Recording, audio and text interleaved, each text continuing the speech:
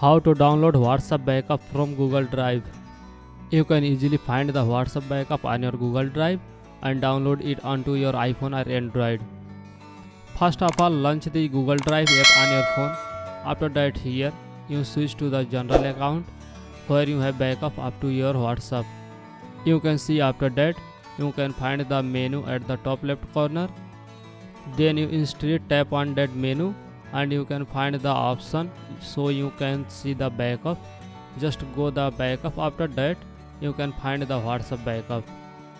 You can see guys, you need simply to stop on the backup and download it into your device. So guys, this year you can easily find the WhatsApp backup on your Google Drive and download it onto your iPhone or Android. Which method work best for you? Let me know in the comments below. And hey, don't forget to like this video, subscribe to our channel Tutorial Tech, and hit the bell icon for more tips and tricks on social media and tech.